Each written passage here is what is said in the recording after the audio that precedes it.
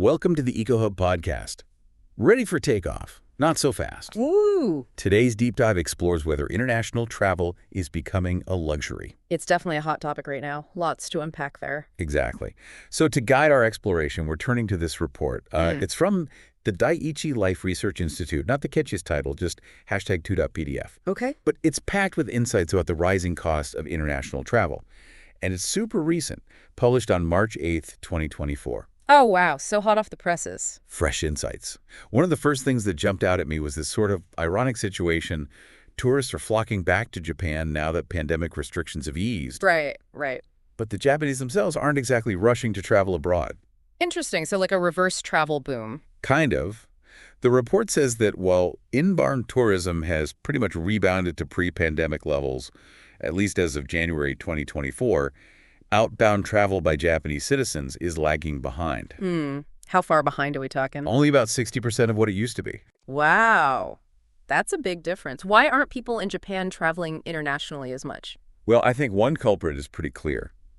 The weak yen. Yeah, that makes sense. The yen has been struggling. Big time. It's a historic low against the dollar recently. I'd seen some headlines about that. Makes everything overseas more expensive for anyone paying with yen. Like, picture yourself planning that dream trip to Italy. Yeah. Suddenly, that pasta dinner costs way more just because you're getting fewer euro for your yen. Ouch. Yeah, I can see how that would be discouraging. It's like everything has a built-in price hike. Right. Makes you think twice. Absolutely. And it's not just, anecdotal. The report gives some hard numbers from the Consumer Price Index. In February 2024, overseas package tour prices were a whopping 70.3% higher than in February 2020. 70%. Yikes. That's huge. Like, if you'd budgeted, say, $10,000 for that European trip back in 2020, Yeah. well, now it could cost you almost $17,000. Oh, wow. That's a serious difference. No. And that's not even counting things like flights and meals, which, probably gone up too. Right. All adds up.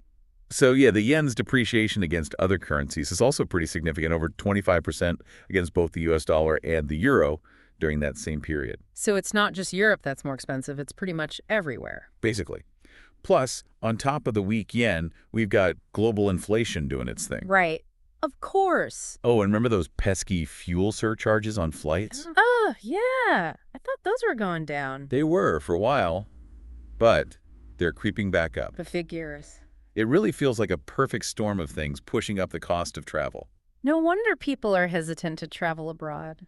Makes you wonder if international travel is becoming, something only the wealthy can easily afford. It does seem that way. It's not even just the big stuff like flights and hotels. It's the little things too, right? Buying a coffee, grabbing lunch. All those expenses add up so much faster when your currency is weak. Oh, absolutely. Death by 1,000 cuts. Exactly. And you know what else contributes to this perception that international travel is becoming more expensive? What's that? The rise of tourist taxes. Oh, yeah. Good point. It seems like every other day another city or country is adding a new fee for visitors. Seriously. And they're often framed as, a way to deal with the problems caused by over-tourism, managing crowds, protecting the environment, that kind of thing. Which, on the surface, sounds reasonable. But I do wonder if these taxes are actually effective. Yeah, I'm curious about that too. Or are they just another burden on travelers, especially those who are already on a tight budget? Good question. Definitely something to explore. Absolutely. Before we get into that, let's break down these tourist taxes a bit. What are some examples? Sure. Some places are just starting to consider new fees, like Hawaii. There's talk of a potential $25 per person tax. Wow. On top of existing taxes. That's a lot. Other places like Venice, Italy, have already implemented things like entry fees during peak season and limits on tour group sizes. They're even testing a reservation system. A reservation system? Just to enter a city? I know, right? That seems intense. Shows you how serious some destinations are taking this over-tourism issue. For sure. And then there's the European Union's new ETS system. Starting next year, foreign visitors, even those who didn't need visas before, will have to apply online and pay a €7 fee. Oh, yeah, I read about that. Supposed to improve security, but it's another cost to factor in. Definitely. So even seemingly small fees can add up. Oh, yeah, especially with the weak yen and all the other rising costs we've been talking about. It's a lot. A lot to consider. And, this isn't just a faraway problem either. Japan has its own tourist taxes. Oh, really? I didn't realize that. There's already the international tourist tax. 1,000 yen applied to all departures from Japan since 2019. Huh. Interesting. And there are discussions about expanding or introducing new ones, like the governor of Osaka has talked about potentially increasing hotel taxes and introducing new fees for foreign tourists. So even though Japan wants to attract more tourists after, the pandemic slump, Yeah, they're also trying to find ways to deal with the downsides of too much tourism. exactly. It's a balancing act, isn't it? It is. And of course, we can't forget about Mount Fuji. Oh, right. Starting this July, they're introducing a 2,000 yen toll for hikers on the Yoshida Trail. Wow. Even Mount Fuji. That's the plan. It's supposed to help with trail maintenance and crowd control. I guess it makes sense, but it feels symbolic somehow, charging people to hike up a natural wonder. Makes you think about how the whole travel landscape is changing, doesn't it? It really does. Brings up a lot of questions. Are these tourist taxes really effective in addressing over-tourism? Are they unfairly burdening certain types of travelers? How might they impact tourism in the long run? So many questions. Big questions. Ones we'll definitely keep digging into in this deep dive. Listening to us talk about all these rising costs and travel fees, it's easy to get a little, Discouraged.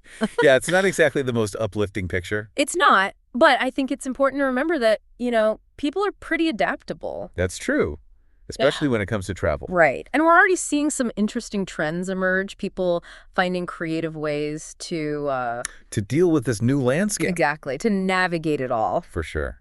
So what kind of trends are we seeing? Well, one that's really gaining traction is this idea of slow travel. Slow travel. I've heard the term, but What does it actually mean? yeah, fill me in. It's basically shifting the focus from quantity to quality. Okay. Instead of rushing through a packed itinerary, trying to see as many places as possible in a short time, slow travelers choose to spend more time in fewer destinations. So it's less about checking things off a list Exactly. and more about really experiencing a place. Exactly. It's about immersing yourself in the local culture, connecting with people, maybe even learning a bit of the language. I love that. It's about savoring the journey, not just the destination. That makes sense. Yeah. And I imagine it's probably a lot more budget friendly. It can be. You're not constantly on the move, so you save on transportation costs. Yeah. And instead of jumping between hotels, you might rent an apartment or stay in a locally owned guest house. Makes sense. Often, that works out to be more affordable in the long run. Plus, you're probably getting a much more authentic experience by, staying in a neighborhood and actually interacting with locals. Totally. And slow travel really encourages you to explore those hidden gems, the things you might miss on a whirlwind tour. Right. It's about wandering off the beaten path, stumbling upon a local market, having a conversation with someone at a cafe. It's like a much more relaxed and mindful way to travel. It is. And it aligns really well with another growing trend, sustainable travel. Oh, yeah. Sustainability. That's a big topic these days, especially in travel. And for good reason. We can't ignore the impact tourism has on the environment and local communities. Yeah. Over-tourism has become a major concern in recent years. Definitely. It's led to, environmental degradation, strain on resources, all sorts of things. And it seems like more and more travelers are becoming aware of their footprint, looking for ways to minimize their impact. They are, and the industry is responding. We're seeing airlines investing in fuel-efficient planes, hotels implementing green practices, tour operators offering eco-friendly excursions. That's good to hear. It is. Even small individual choices can make a difference, too. Like what? Packing reusable water bottles, Yeah. using refillable toiletry containers, opting for public transport over taxis. Right. Even just choosing to travel during the off-season to avoid crowds. It all adds up. It does. Yeah. It's a reminder that even though the challenges facing travel are complex, Yeah. we can all play a part in creating a more sustainable future. Absolutely. And this brings us back to that question we were pondering earlier about whether international travel is becoming more exclusive. Right. With all these factors, the rising costs, the environmental concerns. It's easy to imagine a future where only the wealthy can really afford to travel the world. It's a valid concern. But, I'm also optimistic that innovation and adaptation will play a key role. Oh, I like your optimism. What makes me hopeful is that technology is always evolving. We're seeing new travel platforms and apps connecting travelers with unique experiences, often at more affordable prices. Like those peer-to-peer travel platforms, the ones that let you stay in people's homes. Exactly. And there are platforms specifically focused on sustainable travel. They help travelers find eco-friendly accommodations, tours, and activities. That's cool. Technology can really be a force for good in travel. It can. And then there's the human element, too. Travelers are becoming more savvy, more resourceful. They're seeking out alternative destinations, embracing off-season travel, finding creative ways to make their budgets stretch further. It's like where there's a will, there's a way. Exactly. And I believe that this resourcefulness, combined with those technological advancements and a growing awareness of sustainability, will lead to a more accessible and fulfilling travel experience for everyone.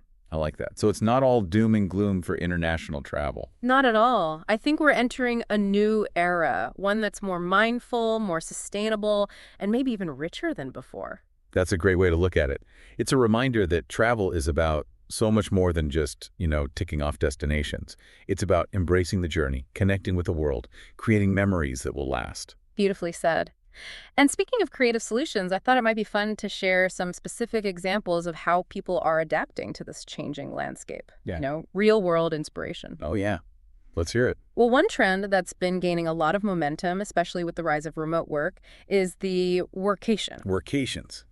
The blend of work and travel. Exactly. People are taking advantage of that flexibility to work from anywhere. Imagine, spending a month in Bali, working remotely during the day, exploring the island in your free time. It's like a long vacation with a little work sprinkled in. Right. And it can be a great way to stretch your travel budget because you're essentially living in the destination. Yeah. You can often find better deals on accommodation. Plus, you get to really experience the place. Exactly. And even for those who can't do extended workations, there's this whole micro-adventure trend. Micro-adventure. Tell me more. It's all about embracing those short local trips that are still packed with adventure. So instead of flying across the world, you might explore a nearby national park or go camping closer to home. Exactly. Adventure can be found right in your own backyard. I love that idea. Yeah. And it's a great way to satisfy that wanderlust without the expense and emissions of long-haul flights. Right. And micro-adventures can be more spontaneous. They can fit into busy schedules. Yeah. Like a weekend hike, trying a new outdoor activity, or even exploring a different part of your own city. It's like shifting your perspective, finding those pockets of wonder wherever you are. Exactly. And then there's travel hacking, which can open up so many possibilities, even when you're on a budget. Travel hacking sounds a little intimidating, but interesting. It can seem overwhelming at first, but it's essentially the art of using points, miles, and credit card rewards to travel for less. So you're strategically using those loyalty programs and benefits to get free flights, hotel stays, upgrades. That's it. It does take some research and planning, but there are tons of resources online to help you get started. And I bet it's pretty satisfying when you manage to, snag a free flight to Europe or something. Oh, totally. It can really make those dream trips a reality. It's like a game, but with real-world travel rewards. Exactly. And it's not just about scoring free stuff either. Travel hacking can also get you access to, airport lounges, priority boarding, those extra perks. So it's about maximizing the whole travel experience. Exactly. Being a savvy traveler, using every tool to make your travel dreams happen. I love all these examples. It's amazing to see how people are finding those workarounds, Absolutely. And this whole spirit of innovation, of resourcefulness, it gives me hope for the future of travel. Me too. It's a reminder that travel is about so much more than just getting from point A to point B. It's about embracing the journey, connecting with the world, creating those lasting memories. Couldn't have said it better myself. Mm-hmm. So before we wrap up, I wanted to touch on something you mentioned earlier, the idea that international travel might become more exclusive with all these rising costs. Right. It's a big concern. When you look at it all, the weak yen, the tourist taxes, inflation, kind of paints a bleak picture, right? It does. Makes you wonder if international travel will only be for the wealthy. I get that. But travel has always been about adapting. People have always found ways to explore the world, even with challenges. I think we're seeing that resourcefulness now, too. I like that perspective. We are pretty good at problem solving. Exactly. And there are already so many creative ways people are adapting. We talked about slow travel and micro-adventures, but there's tons more. Oh, I bet. What else are people doing? Well, one interesting trend is the rise of alternative accommodations. People are getting really creative with where they stay. Like beyond hotels and resorts. Yeah. There's house swapping, for example. House swap. Platforms like Home Exchange. People swap homes with others around the world. Free accommodation. You let someone stay in your place, they let you stay in theirs. Wow, it's pretty bold. It is. Takes trust. But you get to experience a destination like a local. That's true. And if swapping whole houses is too much, there's couch surfing. Stay with locals for free on their couch or in a spare room. Right, couch surfing. It's a great way to meet people, get those insider tips. Exactly. And then there are all these unique accommodations popping up everywhere. Yurts in Mongolia, tree houses, castles. It's amazing. Sounds like there's something for every taste and budget. Absolutely. And another trend taking off is transformational travel. It's about more than just sightseeing. It's about travel as personal growth. Transformational travel? Yeah, like volunteering on a conservation project, going on a yoga retreat, learning a new skill. It's about challenging yourself, growing as a person. Wow, that's really interesting. Travel with a deeper purpose. Exactly. And often it goes hand in hand with slow travel, taking time to connect with yourself, with nature, with different cultures. Powerful stuff. Mm. You know, it's funny, we're talking about all these changes, but some things stay the same. Mm. That desire to explore, to connect, to experience new things, that never goes away. So true. That curiosity, that wanderlust, that's what will keep travel evolving. We'll keep finding new ways to connect with each other and the planet. Who knows what amazing experiences are still out there? Exactly. Well, on that note, I think it's time to wrap up this EcoHub podcast deep dive. We've covered a lot, from rising costs to those innovative solutions and new trends. But the takeaway is, the future of travel is still bright. It might look different, but he's full of possibility.